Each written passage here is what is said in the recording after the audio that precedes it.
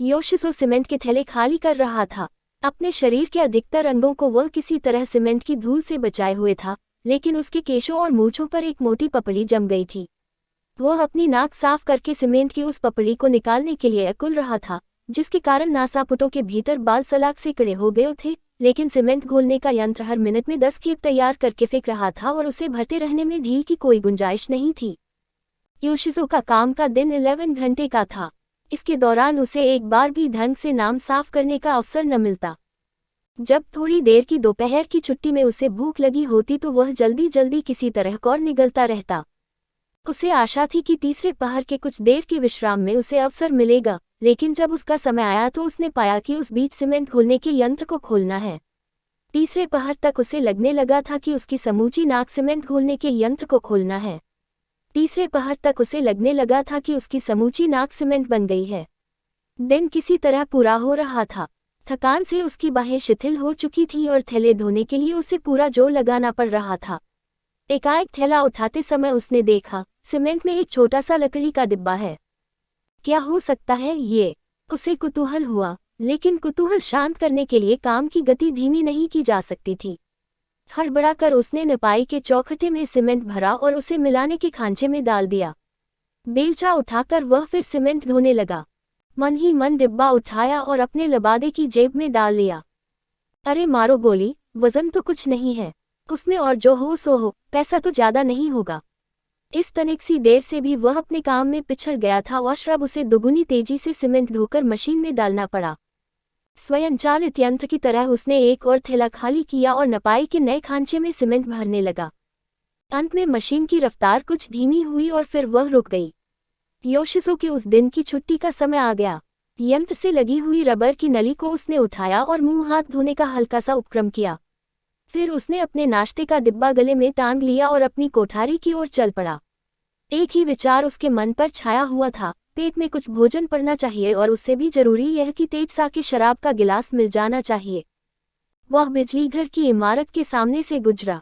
उसका निर्माण कार्य लगभग पूरा हो गया था और अब जल्दी ही उन्हें बिजली मिलने लगेगी। सुदूर क्षितिज पर सांझ के धुंधलके में कैरा पर्वत शिखर की बर्फ चमक उठी थी। योशिसो के पसीने से लथपथ शरीर में सहसा एक कपकपी दौड़ गई थी और वह ठंड से सिहर उठा। जिस रास्ते वह चल रहा था, उसके किनारे किनारे किसी नदी बह रही थी। दूधिया झाग के नीचे से एक घरघराहट उसकी तेज गति का संकेत दे रही थी। ऐसी की तैसी, योशिसो ने सोचा, हद है, बस हद है। उस औरत के फिर बच्चा होने वाला है। उसका ध्यान कोठरी में कुलबुलाते 6 बच्चों की ओर, जाड़ों का अंत होते न होते कद जन्म लेने वाले 7वें बच्चे की ओर, अपनी घरवाली की ओर गया, जो धड़ाधड़ एक के बाद एक बच्चा जनती चली जा रही है। एक गहरी उदासी उस पर छा गई। अब सोचो, वह मन ही मन बुदबुदाया, राज की 91 सेन मजदूरी मिलती है, जिसमें से फी पड़ी 50 सेन के हिसाब से 2 पड़ी चावल लेने होते हैं। फिर रहने सहने का खर्च रोज का 90 सेन हो जाता है। 1.90 तो इसी में गया। अब शराब के लिए कुछ कहाँ से बच रहेगा।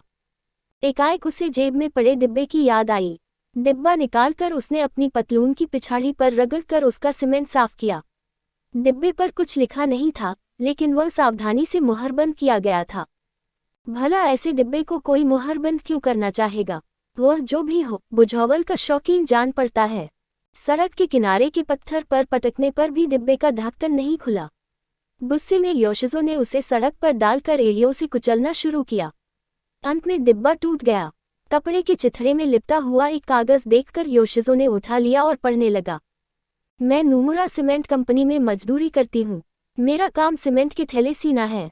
जिस नौजवान से मेरी सगाई हुई थी, वह भी उसी कंपनी में काम करता था। उसका काम था पिसाई की मशीन में पत्थर झोंकना। 7 अक्टूबर की सुबह जब वह एक बड़ा धोखा मशीन में डालने की कोशिश कर रहा था, उसका पैर कीचड़ में फिसला और पत्थर के साथ ही वह मशीन में गिर गया। उसके साथियों ने उसे खींचकर निकालने की कोशिश की, लेकिन कोई नतीजा न निकला।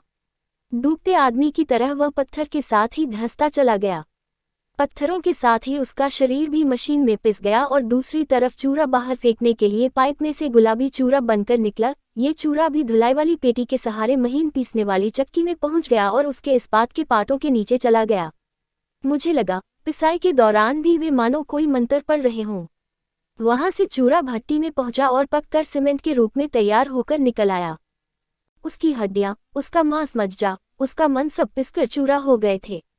हाँ, मेरा पति थोड़ा सा सीमेंट भर बनकर रह गया था। बचा था सिर्फ उसकी पोशाक का एक चिथड़ा। आज दिन भर मैं वे थैले सीती रही हूँ जिनमें उस खेप का सीमेंट भरा जाएगा। उसके सीमेंट बनने के दूसरे ही दिन मैं ये चिट्ठी लिख रही हूँ। इसे पूरा करके मैं इस खेप के एक थैले में डाल दूंगी। क्या तुम जो भी इस देखोगे मजदूर हो? अगर तो मेहरबानी करता मुझे जवाब देना। इस थैले का सीमेंट कहाँ काम आ रहा है? मैं जानना चाहती हूँ। कुल कितना सीमेंट उससे बना और सब का सब एक ही जगह काम आया या अलग अलग? क्या तुम पलस्तर करने वाले हो या राजमिस्त्री? मैं नहीं चाहती कि वह किसी थिएटर के गलियारे या किसी बड़े भवन की दीवार का हिस्सा बन जाए। लेकिन ऐसा होना रोकने के लिए मैं कर क्या सकती हूँ? अगर तुम मजदूर हो तो ये सीमेंट किसी ऐसी जगह में मत लगाना।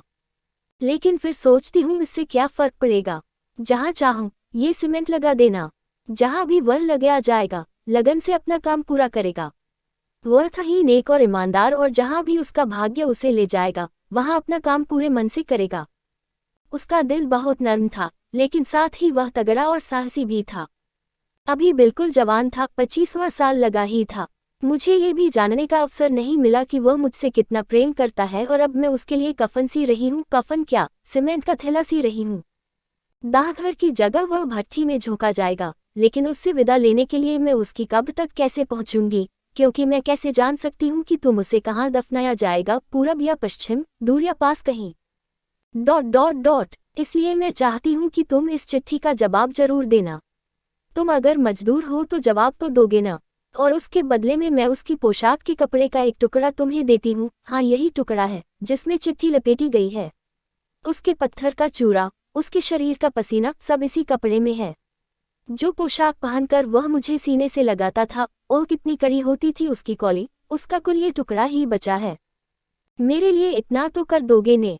मैं जानती हूँ कि मैं तुम्हारे ऊपर बहुत बोझ डाल रही हूँ, लेकिन मेरी विनती है कि मुझे ये जरूर बता देना कि यह सीमेंट किस दिन काम आया, कैसी जगह लगाया गया और उसका ठीक पता क्या है। और अपना नाम पता भी लिख देना। और तुम भी सावधानी से रहना, अपना ख्याल रखना, रखोगे ना? नमस्कार। बच्चों का हुड़दंग एक बार फिर योशिसु के आसपास घिर आया था। एक बार फिर उसने चिट्ठी के अनत में दिया हुआ नाम और पता पढ़ा, और फिर एक ही घूंट में चाय का वह प्याला खाली कर गया जिसमें उसने अभी अभी साकी शराब भरी थी। मैं नशे में धुत हो आऊंगा, उसकी घरवाली ने कहा। तो आपके पास नशा करने की सहूलियत है। और बच्चों का क्या होगा? योशिसु ने घरवाली के बड़े हुए पेट की तरफ देखा और उसे 7वें बच्चे की बात याद हो आई।